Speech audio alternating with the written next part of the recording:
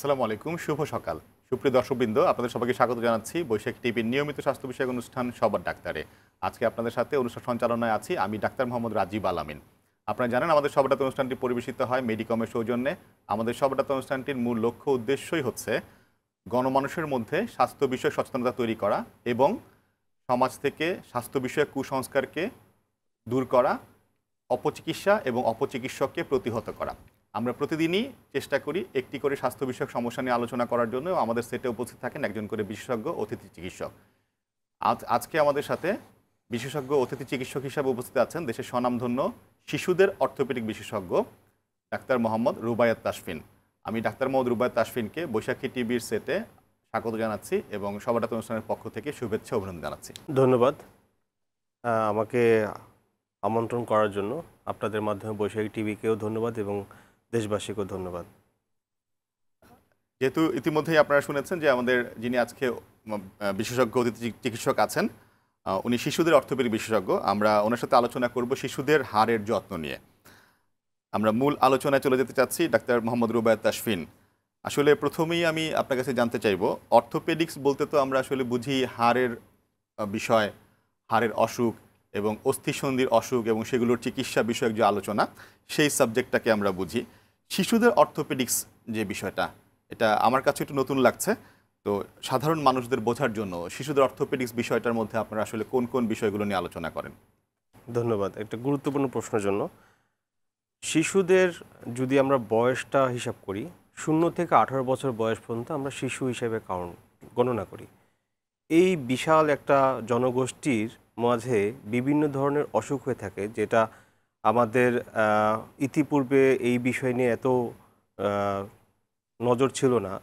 তো আমাদের সম্মানিত প্রফেসর আর কোয়েরি এবং প্রফেসর সরওয়ার ইবনে সালাম স্যার, ওনারা সম্মিলিতভাবে 2012 সালে এই শিশুদের অর্থোপেডিক্সের বিষয়ে, পেডিয়াট্রিক অর্থোপেডিক্সের বিষয়ে একটা সোসাইটি বাংলাদেশে তৈরি করে 2012 সালে, যেটাকে আমরা সংক্ষেপে বলি পসবি। ফুল ফর্ম হচ্ছে paediatric orthopaedic society of Bangladesh. সেইটা থেকে যাত্রা শুরু এবং সেখান থেকে আস্তে আস্তে আমাদের এখন পর্যন্ত বাংলাদেশে পেডিয়াট্রিক অর্থোপেডিক সোসাইটিতে ফেলোশিপ করে, 1 বছর ফেলোশিপ করা এরকম ডাক্তার আছেন 5 থেকে 6 জন, এবং সাথে আরও অল্প সময়ের জন্য 2 মাস 3 মাস আছে, এবং এই কয়জনই হচ্ছে দেশের বাইরে। তো দেশের ভিতরে হচ্ছে গিয়ে আমাদের এটা নিয়ে কাজ চলছে। সরকারি প্রতিষ্ঠানে আমরা চেষ্টা করতেছি, পাশাপাশি হচ্ছে যে বেসরকারিভাবে আমরা চেষ্টা করছি যেন আমাদের অর্থোপেডিক সাবজেক্টে যারা অ্যাডাল্ট অর্থোপেডিক্স নিয়ে ডিল করে তাদের মধ্যে থেকে কেউ অনুপ্রাণিত হয়ে এই সাবজেক্টে আসার জন্য, সেভাবেই আমাদের এই বিষয়ে যাত্রা শুরু। জি, ধন্যবাদ। সম্মানিত দর্শকবৃন্দ, আপনারা কিন্তু সরাসরি আমাদের সাথে যুক্ত হতে পারেন এবং ডাক্তার মোহাম্মদ রুবায়াত তাসফিনের সাথে ফোনে যোগাযোগ করে কথা বলতে পারেন আপনাদের শিশুদের হাড়ের যত্ন নিয়ে যে আমরা যে আলোচনা করছি সেই আলোচনায়। স্ক্রিনে দেখানো নাম্বারে যোগাযোগ করে আমাদের সাথে কথা বলতে পারবেন। ডক্টর রুবায়াত তাসফিন, আমরা আলোচনা শুনছিলাম আপনার কাছ থেকে যে শিশুদের অর্থোপেডিক্স বলতে আপনি 0 থেকে 18 বছর বয়সী শিশুদের মধ্যে তাদের হাড় এবং অস্থিসন্ধির যে সমস্যা সেটা নিয়ে আপনাদের সাবজেক্টটায় আলোচনা করা হয়। শিশুদের হাড়ের যে সমস্যাগুলো আছে, কি কি ধরনের সমস্যা হতে পারে? বড়দের হাড়ের সমস্যার সাথে শিশুদের হাড়ের সমস্যার মধ্যে কোনো পার্থক্য আছে কিনা? আচ্ছা, শিশুদের হাড়ের সমস্যা যেটা হয় সেটা হচ্ছে যে ওদের হাড়ের সাথে বড়দের হাড়ের একটা গঠনগত পার্থক্য আছে। আচ্ছা, সেই গঠনগত পার্থক্যতে যেই ভাঙা হওয়ার পরবর্তীতে যে সমস্যাগুলো হয়, সেই সমস্যাগুলো ইতিপূর্বে আমাদের ডাক্তার ছাড়াও আমাদের দেশে যারা হাতুড়ে ডাক্তার যারা আছে, যারা দাবি করে যে তারা এগুলো পারে, অপচিকিৎসা যেটা, সেই অপচিকিৎসার কারণে তারা খুব স্মুথলি এটা ডিল করে। কিন্তু এটা ডিল করার পরবর্তীতে কিছু জটিলতা তৈরি হয়। হাত বেঁকে বাঁকা হয়ে যাওয়া, পা বাঁকা হয়ে যাওয়া, অথবা তার যে বাড়ন্ত শিশুর হাড়ের বৃদ্ধি হওয়ার যে জায়গাটা, যেটাকে আমরা ফাইসিস বলি, সেই ফাইসিসটা যদি নষ্ট হয়ে যায় তখন হচ্ছে গিয়ে তার হাড়টা বৃদ্ধি হয় না। আচ্ছা, এই জাতীয় সমস্যাগুলো খুব বেশি। এটা হচ্ছে গিয়ে ট্রমাটিক। নন ট্রমাটিকের যদি আমরা ভাগ করি, সেটা জন্ম থেকে শুরু হয়। যেমন কোনো বাচ্চা যদি জন্মের পরপরই দেরিতে কান্না করে, তাহলে হচ্ছে গিয়ে তার ব্রেইনে অক্সিজেন সাপ্লাই কম হয়। যেই পয়েন্টটাতে অক্সিজেন সাপ্লাই কম হয়, সেই পয়েন্টটা বডির যেই পার্টটা ডিল করে, যেই মাসেলটা ডিল করে, সেই মাসেল আর কাজ করে না, যেটাকে আমরা সংক্ষেপে বলি সেরিব্রাল পলসি। আচ্ছা, সেরিব্রাল পলসির জনিত কারণে বাচ্চা হাঁটতে পারে না, দাঁড়াতে পারে না, তখন এই জাতীয়গুলো প্রবলেম হয়। এটা হল, আর কিছু জন্মগত ত্রুটি থাকে যেটা আমরা সবচেয়ে কমনলি চিনি, আমরা জানি মুগুর পা, মুগুর পা। যেটাকে আমরা আমাদের ভাষায় বলি ক্লাব ফুট। এই ক্লাব ফুটের চিকিৎসাটাও আমাদের এই পেডিয়াট্রিক অর্থোপেডিক্সের আন্ডারে পড়ে যায়। এভাবে হচ্ছে কি এই সমস্যাগুলো থাকে। আরও কিছু জন্মগত থাকে যেটা আরও বিশদ আলোচনার বিষয়। জি, আপনি একটা বলেছেন যে আঘাতজনিত বা ট্রমাজনিত কারণে যে ফ্র্যাকচার হয়, ফ্র্যাকচার বড়দের হতে পারে, ছোটদের হতে পারে। ছোটদের ফ্র্যাকচার যখন হবে, আমরা অনেক সময় দেখি যে যখন আমরা রাজধানী ঢাকা শহরে বসে রোগী দেখি, তখন আমরা প্রচুর রোগী পাই যে রোগীগুলো বিভিন্ন অপচিকিৎসকদের কাছ থেকে আমাদের কাছ পর্যন্ত এসছেন। তারা বিভিন্ন কিছু দিয়ে হাতটা অথবা পাটা বা ফ্র্যাকচার অঙ্গটা বেঁধে দিচ্ছেন, ঠিক আমাদের যে প্লাস্টারের মতো করেই বেঁধে দিচ্ছেন। কিন্তু পরবর্তীতে আপনি যেটা বললেন যে আমরা মানে যেভাবে আসলে বাঁধা উচিত ছিল সেভাবে বাঁধেন নাই, ফলে জোড়া লাগাটা ঠিকভাবে হয় না। তো এই বিষয়ে যদি একটু জনগণের উদ্দেশ্যে বলেন এবং কি করা উচিত সেটা যদি বলেন। দেখেন, প্রথম কথা হচ্ছে যে বাচ্চাদের হাড় জোড়া লাগার জন্য উপরওয়ালার একটা অশেষ রহমত আছে। আচ্ছা, নিজে নিজে জোড়া লেগে যায়, কিন্তু তাকে তার পজিশন মতো বসাতে হয়। এই পজিশনেরগুলো ডিপেন্ড করে কিছু অ্যাঙ্গেল, কিছু অ্যালাইনমেন্ট, যেটা আমাদের স্বাভাবিক থাকার কথা। এই জিনিসগুলো আসলে অপচিকিৎসকদের কোনো আইডিয়া নেই, কোনো আইডিয়া নেই। তারা জানে যে হাড্ডি জোড়া লাগবেই বাচ্চাদের, তারা তাদের মতো করে যা পায়, বাঁশের চটা, তারপরে কাঠ, ইত্যাদি দিয়ে ওটা তারা লাগায় দেয়। এখন এই লাগানোর যে বিষয়টা, যেটা প্লাস্টার বলি আমাদের ভাষায়, সেটার কিছু একটা বিষয় আছে যে কতটুকু আমার টাইট হবে, অ্যাঙ্গেল কীভাবে হবে, হাতের পজিশন কীভাবে, ওইটা তাদের ধারণা থাকবে না, এটি স্বাভাবিক। গ্রামের সাধারণ মানুষ এগুলো বোঝে না, না বোঝার কারণে হ্যাঁ দিয়ে দিয়েছে, করে দিয়েছে, বা শেষ, এখানেই শেষ। কিন্তু এরপরে যে কমপ্লিকেশনগুলো, যেমন কারো কারো ক্ষেত্রে হচ্ছে গিয়ে রক্ত নালী পর্যন্ত বন্ধ হয়ে যায়, হাত পচে যায়, এবং তখন হচ্ছে গিয়ে হাত পচে যায়, মাংস পচে যায়। তখন একটা সুস্থ বাচ্চা, যেটা হচ্ছে অল্প কিছু প্লাস্টারের মাধ্যমে বা অল্প একটা সামান্য চিকিৎসার মাধ্যমে, সামান্য বলতে বোঝাচ্ছে যে এত মেজর ম্যানেজমেন্ট না, সামান্য ম্যানেজমেন্টের মাধ্যমে এটা খুব ভালো একটা কিছু হতে পারতো, সেটাকে তারা একদম ডিজাস্টার করে দেয়, একদম ধ্বংস করে দেয়। ওইটা হচ্ছে খুবই খারাপ। ডেফিনেটলি আপনি ভালোই বলেছেন, যেটা আমাদের এবং ওনারা তো কোনো ইমেজিংও ব্যবহার করেন না, না, এক্সরে দেখছেন না, এক্সরে না দেখে ওনারা আসলে যখন জোড়া লাগিয়ে দিচ্ছেন তখন আসলে জোড়াটা লাগবে না। যেটা আমরা আলোচনা করছিলাম যে এই ধরনের ফ্র্যাকচারগুলোর পরবর্তীতে যখন ওনাদের এই অপচিকিৎসকদের মাধ্যমে যখন চিকিৎসাটা এক ধরনের ত্রুটিযুক্ত চিকিৎসা হয়ে গেল, পরবর্তী জটিলতাগুলো কি কি হতে পারে?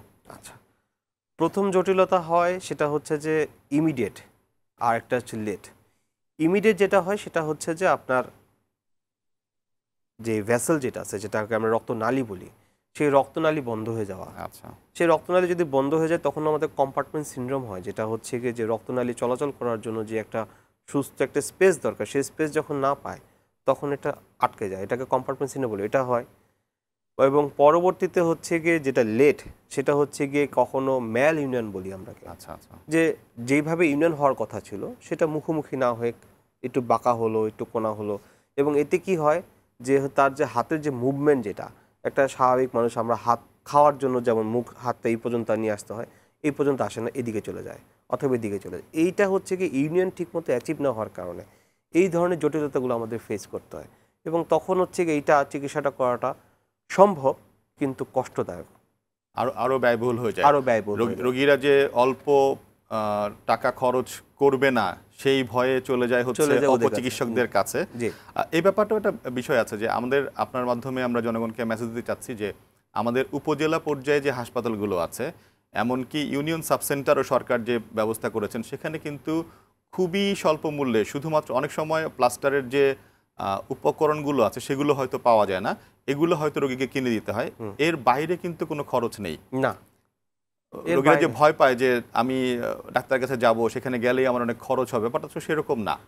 আপনার মাধ্যমে একটা তথ্য দিতে চাই, সেটা হচ্ছে যে আমাদের সরকার কিন্তু উপজেলা লেভেল পর্যন্ত অর্থোপেডিক স্পেশালিস্ট যে কনসালটেন্ট লেভেলের পোস্টিং দেওয়া আছে, এবং এখানে কিছু প্রায় সব জায়গায় অর্থোপেডিক ডক্টর আছেন। জি, এবং তারাই সাধারণ মানুষের উদ্দেশ্যে যেটা আসলে কথা যে এমবিবিএস তো আমরা 5 বছর 6 বছর শেষ করার পরের কিন্তু ডিগ্রি নিতে হয়। আপনারা সবাই জানেন যে অর্থোপেডিক্সে বাংলাদেশে 2টা বা 3টা রকম ডিগ্রি আছে, যেখানে ডাক্তাররা কমপক্ষে 2 বছর থেকে শুরু করে 5 বছর পর্যন্ত বিশেষ প্রশিক্ষণ নেয়ার পরে কঠিনতম পরীক্ষায় পাশ করে অর্থোপেডিক বিশেষজ্ঞ হন। তো সেই বিশেষজ্ঞ ডাক্তারদের ডক্টর তাসফিন যেটা বললেন, সেই রকম বিশেষজ্ঞ অর্থোপেডিক চিকিৎসক কিন্তু বাংলাদেশের প্রত্যেকটা উপজেলা হেলথ কমপ্লেক্স পর্যন্ত আছে। জি। আমরা আলোচনা করছিলাম হচ্ছে ফ্র্যাকচার বা ট্রমা নিয়ে। সেখানে আমরা একটা গাইডলাইন মোটামুটি পেলাম আপনার মাধ্যমে। জন্মগত ত্রুটি নিয়ে আপনি আলোচনা করছিলেন যে মুগুর পা, এই মুগুর পার চিকিৎসাগুলো আমাদের দেশের কোন কোন জায়গাতে করা যেতে পারে? আরেকটা যেটা একদম সাধারণ মানুষের প্রশ্ন, মুগুর পা কেন হয়? আচ্ছা, প্রথম কথা হচ্ছে মুগুর পা হওয়ার জন্য কোনো জিনগত দায়ী না, এটার জন্য কোনো বাবা মাও দায়ী না। আচ্ছা, এটা হচ্ছে যে মায়ের পেটে যখন সে থাকে একটা ক্লোজ প্যাকের মধ্যে থাকে, সেই প্যাকে থাকার অবস্থায় পায়ের পজিশনগুলা, যদি আমি ইডিওপ্যাথিক বলি, ইডিওপ্যাথিক কজ আর অন্য কোনো কারণ যদি থাকে, তো মায়ের পেটে যে প্যাকিং অবস্থা থাকে সেই অবস্থায় পায়ের পজিশন একভাবে থাকতে থাকতে সেটা কন্ট্রাকচার ডেভেলপ করে, সেটাকে আমরা বলি যে ইডিওপ্যাথিক, নন ইডিওপ্যাথিক। আরেকটা যেটা সেটা হচ্ছে যে যদি কোনো স্পাইনাল কর্ডের যদি কোনো প্রবলেম থাকে, স্পাইনাল ডিস্ট্রাফিজম যেটা বলি, সেখান থেকে মুগুর পা হতে পারে। তো এইভাবে আমরা ভাগ করি। আমাদের কাছে যখনই আসে কোনো বাচ্চা, বিশেষ করে পেডিয়াট্রিক অর্থোপেডিক সার্জনের কাছে আসে, আমরা এটাকে আগে এক্সক্লুড করি না, এটা কি ইডিওপ্যাথিক, এটা কি অন্য কোনো কনজেন্টাল ডিফর্মিটি আছে কিনা। তো সেইখান থেকে আমরা ট্রিটমেন্টটা প্ল্যানটা চেঞ্জ করি। সাধারণত মুগুর পার চিকিৎসা যেটা, সেটা হচ্ছে যে আমরা বাচ্চা হওয়ার সাধারণত 1 সপ্তাহ থেকে 2 প্রথম 2 সপ্তাহের মধ্যে দিয়ে আমরা এটা স্টার্ট করি। এটা একটা সিরিয়াল কাস্টিং বলি, আমরা সিরিয়াল প্লাস্টার বলি। এটা 3, 4, 5, কারো ক্ষেত্রে 7টাও লাগে, কারো ক্ষেত্রে 8টাও লাগে। এই প্লাস্টার প্রতি সপ্তাহে একটা করে হয়। হওয়ার পরে হচ্ছে যে আপনার একটা ছোট অপারেশন হয়, যেটাকে আমরা ট্যানোটমি বলি। সেই ট্যানোটমি করার পরে একটা 3 সপ্তাহের গ্যাপে আরেকটা প্লাস্টার হয়। এরপরে হচ্ছে গিয়ে বাচ্চা হাঁটা পর্যন্ত আমরা একটা জুতা দিই, যেটাকে আমরা ব্রেস বলি। তো আমরা হচ্ছে গিয়ে ওই জুতাটা যখন সে হাঁটা বয়স পর্যন্ত থাকে, এরপরে হচ্ছে গিয়ে এই জুতাটা হচ্ছে গিয়ে আস্তে আস্তে আপনার শুধু রাত্রে থাকে এবং 4 বছর পর্যন্ত এই ট্রিটমেন্ট চলে। আপনি যেটা বোঝাতে চাচ্ছেন যে এটা একটা দীর্ঘমেয়াদী, লম্বা সময়ের দীর্ঘমেয়াদী একটা চিকিৎসা একদম সফলতা পাওয়া যাবে। আচ্ছা, ডক্টর রুবায়েত তাসফিন, আমরা ইতিমধ্যে আপনার সাথে আলোচনা করেছি ট্রমা বা আঘাতজনিত ফ্র্যাকচার নিয়ে, জন্মগত ত্রুটির মধ্যে মুগুর পা নিয়ে। এছাড়াও আরও কিছু সমস্যা আমরা দেখি, যেমন ধরেন ফ্ল্যাট ফুট আছে, রিকেটস আছে। এই বিষয়গুলো আমরা হয়তো, আপনি বুঝতেছেন, আমি বুঝতেছি, জনগণ হয়তো বুঝতেছে না। এই বিষয়গুলো নিয়ে যদি একটা অল্প করে কথা বলেন, ফ্ল্যাট ফুট এবং রিকেটস নিয়ে, যে কোন পরিস্থিতিতে আমাদের অভিভাবকরা বুঝবেন এবং আপনার কাছে বা আপনাদের কাছে নিয়ে আসবেন। আমরা প্রশ্ন যাওয়ার আগে একটা ফোন নিয়ে নিই, আমাদের একজন দর্শক অপেক্ষা করছেন। সম্মানিত দর্শক, আপনার নাম পরিচয় বলে প্রশ্ন করবেন। আমার নাম মোহাম্মদ নাসির উদ্দিন। জি, আমি ময়মনসিংহ মুক্তাগাছা থেকে বলতেছি। জি, শুনতে পাচ্ছি আমরা। আমার ছেলের বয়স 7 বছর। জি, সারাদিন দৌড়াদৌড়ি পারে, খেলাধুলা করে, কোনো সমস্যার কথা বলে না। রাত্রে শোয়ার পরে হঠাৎ করে রাত্রে ঘুম থেকে জেগে বলে পায়ে ব্যথা করতেছে, পরে টিপা দিলে পরে আরাম পায়, অনেকক্ষণ টিপা দিলে। আচ্ছা, আমরা বুঝতে পেরেছি মনে হয় ডক্টর রুবায়েত তাসফিন। জি, 7 বছরের বাচ্চা। ধন্যবাদ প্রশ্ন করার জন্য। এটা খুবই গুরুত্বপূর্ণ প্রশ্ন এবং সব বাবা মাই কমপ্লেনটা করে। এই ক্ষেত্রে বাচ্চার থেকে বাবা মাকে ট্রিট করাটা হচ্ছে কি আমাদের একটা পেডিয়াট্রিক অর্থোপেডিক সার্জনদের একটা আলাদা ফাংশন। সেটা হচ্ছে যে আগে আপনাকে বুঝতে হবে যে এই বাচ্চারাই কেন এই কথাটা বলে। বাচ্চারা যখন দৌড়াদৌড়ি করে, তাদের যে বোনসের যে গ্রোথটা হয়, সেখানে মিনি ফ্র্যাকচার হয়, ছোট ছোট একদম চুলের মতো। ওই ফ্র্যাকচারের কারণে তার বোনসের গ্রোথ বাড়ে এবং এই কারণেই হচ্ছে গিয়ে বাচ্চারা যখন খেলাধুলা করে সারাদিন তাদের কোনো সমস্যা নেই, রাত্রেবেলা হলে যখন রেস্টে যায় তখন এই মিনি ফ্র্যাকচারগুলোতে ছোটো ছোটো পেইন হয়। এইটাই হচ্ছে গিয়ে বাবা মাদের কমপ্লেন করে, বাবা মাদের অস্তে। এখন বাবা মাদের চিকিৎসার বিষয়টা হচ্ছে এরকম, এই ভয়ে অনেক বাবা মা বাচ্চাদেরকে খেলতে দেয় না, যে তোমার খেলাধুলা দরকার নেই। তাতে কি হয়, বাচ্চাদের বোনসগুলো স্ট্রং হয় না। আচ্ছা, আমাদের দাদারা হচ্ছে দিনের আলোতে, সূর্যের আলোতে খুব চলাফেরা করতো। আমরা আমাদের যে 90s-এর কিড যারা আমরা, তারও কিন্তু এখনকার বাচ্চারা কিন্তু এইটা পায় না, এই সুযোগটা পায় না। সারা এত বড় মাঠও নাই, খেলার জায়গাও নাই। তো তারা যতটুকু জায়গা পায় অতটুকু মধ্যে। তো এইটা নিয়ে ভয় পাওয়ার কিছু নাই সম্মানিত অভিভাবক, এটা স্বাভাবিক প্রক্রিয়া। এটা স্বাভাবিক প্রক্রিয়া। তবে হ্যাঁ, যদি বাচ্চা এমন হয় যে যেই জায়গার কথা পেইন বলতেছে সেটা যদি ফুলে যায়, তাহলে অবশ্যই আমাদের কাছে শরণাপন্ন হতে হবে। ধন্যবাদ ডক্টর তাসফিন, আমরা আলোচনা করছিলাম ফ্ল্যাট ফুট এবং রিকেটস নিয়ে, একদম অল্প অল্প করে। জি, ফ্ল্যাট ফুট হচ্ছে যে এটা বাচ্চা যখন হাঁটা শিখে তখন তার হাঁটার ব্যালেন্স করার জন্য সে পাটাকে ছড়ায় দেয়, এটা গেলো প্রথম কথা, তখন পার ফুটটা ফ্ল্যাট থাকে, এটা হলো প্রথম জিনিস। সেকেন্ড জিনিস হচ্ছে গিয়ে বাচ্চার পায়ের যে চর্বি থাকে সেই চর্বিটা 9 বছর বয়স পর্যন্ত থাকে এবং আস্তে আস্তে এটা কমতে থাকে 9 বছরে, ওই সময় বাচ্চা ফুটটা ফ্ল্যাট দেখা যায়, এটা হচ্ছে সেকেন্ড। থার্ড যেটা সেটা হচ্ছে যে লিগামেন্টাস ল্যাক্সিটি বলে একটা টার্ম আছে, যেটা হচ্ছে গিয়ে বাচ্চা হওয়ার জন্য মায়ের গর্ভে যেই হরমোন আসে সেই হরমোনের কারণে তার লিগামেন্টগুলো ল্যাক্স থাকে, এটা একটা। এবং একটা গবেষণায় দেখা গেছে যে যেই বাচ্চারা ফ্লোরে হাঁটে তাদের ফুটগুলো ফ্ল্যাট থাকে, আচ্ছা আর যেই বাচ্চারা মাঠে ঘাটে হাঁটে তারা আচ্ছা। গ্রিপ করার জন্য তার পায়ের মাসেলগুলো অ্যাক্টিভেট থাকে, তাদের ফুট ফ্ল্যাট হয় না। অতএব যদি আপনার কাছে মনে হয় যে বাচ্চার পা ফ্ল্যাট, তাহলে তাকে ফ্লোর বাদ দিয়ে মাঠে ঘাটে হাঁটান, তাহলে সে গ্রিপ করতে পারবে এবং তখন তার মাসেলগুলো অ্যাক্টিভ থেকে তার ফ্ল্যাট ফুট হবে না। আচ্ছা রিকেটস। আচ্ছা, রিকেটস যেটা সেটা হচ্ছে কি আমাদের বাচ্চাদের যখন দৈহিক বৃদ্ধি হতে থাকে তখন ক্যালসিয়াম একটা খুব গুরুত্বপূর্ণ বিষয়, যদি ক্যালসিয়ামের ঘাটতি থাকে তাহলে এই রিকেটস শব্দটা চলে আসে। তো রিকেটস যখন আসে তখন হচ্ছে কি আমাদের কাছে শরণাপন্ন হতে হয়। রিকেটস আমাদের কাছে আসার আগেও পেডিয়াট্রিক মেডিসিনের কাছেও যায়, ওদেরাও দেয়, ওইটা কিন্তু এটা চোখে চোখে রাখতে হয় যে রিকেটসটাকে যদি খুব সিভিয়ার কন্ডিশন চলে যায় তাহলে অপারেশন করতে হয়, সেটা অনেক লেট স্টেজে। কিন্তু গ্রামে এরকম একটা কথা আছে যে রিকেটস পা বাঁকা হয়ে গেছে তাহলে আমি জুতা দিই, এখানে জুতার কোনো রোল নাই, কোনো ব্রেসে কোনো রোল নাই, রোল হচ্ছে ক্যালসিয়ামের। আপনি ক্যালসিয়াম সাপ্লিমেন্ট করেন, এটা কারেকশন হয়ে আসবে। আচ্ছা ডক্টর তাসফিন, আমরা ইতিমধ্যে জেনেছি আপনি আপনার যে স্বাভাবিক কার্যক্রম অর্থোপেডিক্স বিষয়ক, এই কার্যক্রমের বাইরেও আপনি অবস্টেটিভ ব্র্যাকিয়াল প্লেক্সাস পালসি নিয়ে কাজ করেন। এই বিষয়টা নিয়ে একটু জানতে চাচ্ছি আপনার কাছে, এই বিষয়টা কি আপনারা বাংলাদেশে সাফল্যজনকভাবে কাজ করছেন এবং কোথায় কোথায় এই ব্যাপারগুলো নিয়ে কাজ করার স্কোপ আছে? ধন্যবাদ। অবস্টেটিক ব্র্যাকিয়াল প্লেক্সাস পলসি হচ্ছে এমন একটা রোগ যেটা বাচ্চা গর্ভ থেকে যখন ডেলিভারি হয়, যখন ডেলিভারি হওয়ার সময় তার এই পোর্শনটাতে ব্র্যাকিয়াল প্লেক্সাস থাকে, যার কাজ হচ্ছে কি আমাদের এই দুই হাতের ফাংশন মেনটেন করা। তো জন্মের সময় এই অংশে যখন কোনো ইনজুরি হয় তখন তার এই হাতগুলা কাজ করে না, আঙ্গুল কাজ করে না। তো বাংলাদেশে হচ্ছে কি আমি আমার প্রফেসর সরোয়ার ইবনে সালাম স্যারকে ধন্যবাদ দিতে চাই যে উনি এই বিষয়টা নিয়ে ভেবেছেন, কারণ আমাদের এই সাবজেক্টটাতে একদমই সরকারি লেভেলে কেউ নাই, বেসরকারি লেভেলে একজন আছেন। তো এই বিষয়টাতে আমরা কাজ করছি, সরকারিভাবে কাজ করার চেষ্টা করছে যে এইটার একটা আলাদা সেন্টার, আলাদা একটা ফরম্যাট তৈরি করার জন্য। বেসরকারিভাবে আমরা অতি শীঘ্রই প্লেক্সাস ক্লিনিক নামে একটা কিছু চালু করতে যাচ্ছি।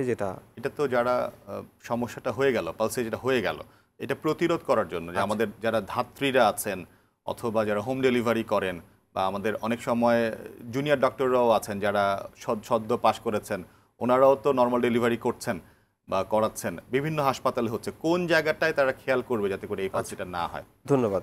বিষয়টা হচ্ছে এমন যে যদি আমার বাচ্চার ডেলিভারি করার যে প্যাসেজটা, সেই প্যাসেজ থেকে যদি আমার বাচ্চার ওয়েট বেশি হয়ে যায় তাহলে ধাত্রীরা মনে করে যে বাচ্চা আটকে যাচ্ছে, আমরা খুব টানাটানি করি। আচ্ছা, যখনই এই কাজটা করতে যায় তখনই এই প্লেক্সাস ইনজুরিটা হয়।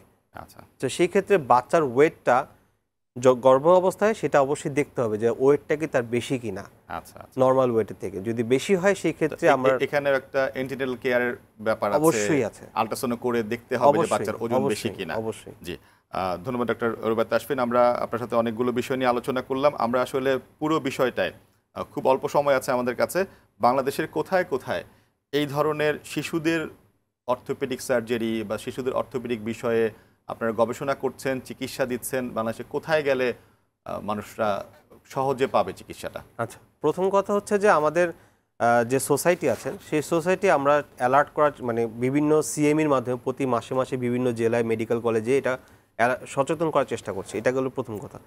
দ্বিতীয় কথা হচ্ছে যে আমাদের সাথে বা আমরা যারা কাজ করছি আমরা নিজেরা ট্রেন্ড হচ্ছি, আমাদের ফেলোসদেরকে ট্রেন করতেছি, আমাদের আগ্রহী অর্থোপেডিক সার্জন ট্রেন করছি, যেন সরকারি লেভেলগুলোতে, যেমন আমাদের এখন এই মুহূর্তে নিটোর কুর্মিটোলা জেনারেল হসপিটাল, পঙ্গু হাসপাতাল, কুর্মিটোলা জেনারেল হসপিটালে একজন ডাক্তার আছেন যিনি আমাদের ফেলো, ডাক্তার আসিফ। ঢাকা মেডিকেল কলেজে একজন আছে ডাক্তার ফরহাদ। সলিমুল্লাহ মেডিকেল কলেজে যিনি হচ্ছে পসবির সেক্রেটারি, বর্তমান সেক্রেটারি প্রফেসর অ্যাসোসিয়েট প্রফেসর কাজী শহীদুল আলম পবি। সিআরপিতে একজন আছে ডাক্তার কায়সুর রাব্বি। বার্ন ইনস্টিটিউটে ঢাকা মেডিকেলের আরেকজন আছে ডাক্তার আশফাক। এরা হচ্ছে গিয়ে মেইন। তার সাথে আরও আছে যারা ফেলোজ, যেমন চিটাং খুব সম্ভবত বান্দরবনের ডাক্তার একজন আছেন, এই মুহূর্তে নাম মনে পড়ছে না। তারপর হচ্ছে গিয়ে আপনার মানে এটা সারা বাংলার জন্য অপ্রতুল, এখন সংখ্যা বেশি না। আচ্ছা, ধন্যবাদ ডাক্তার রুবায়েত তাসফিন, আপনাকে আবারও আন্তরিক শুভেচ্ছা ও ধন্যবাদ জানাচ্ছি। আমরা অনেকগুলো বিষয় নিয়ে আপনার সাথে আলোচনা করলাম, আপনি আপনার ব্যস্ততম সময় থেকে আমাদেরকে সময় দিয়েছেন, এজন্য আপনাকে আবারও আন্তরিক অভিনন্দন ও শুভেচ্ছা। সুপ্রিয় দর্শকবৃন্দ, আশা করি আজকে আমাদের যে অনুষ্ঠান শিশুদের হাড়ের যত্ন, এই বিষয়ে আমরা আলোচনা করলাম শিশুদের paediatric surgeon doctor Mohammad Rubayet তাসফিনের সাথে। আশা করি আমাদের যে আলোচনা আপনারা উপকৃত হয়েছেন। পরবর্তী অনুষ্ঠান দেখার আমন্ত্রণ জানিয়ে আজকে আমি বিদায় নিচ্ছি। আপনারা সবাই সুস্থ থাকবেন, নিরাপদ থাকবেন এবং যে কোনো স্বাস্থ্য বিষয়ক সমস্যায় বাংলাদেশ মেডিকেল এবং ডেন্টাল কাউন্সিল কর্তৃক পূর্ণ নিবন্ধনপ্রাপ্ত কমপক্ষে এমবিবি চিকিৎসকের শরণাপন্ন হবেন। সবাইকে ধন্যবাদ। আসসালামু আলাইকুম, আল্লাহ হাফেজ।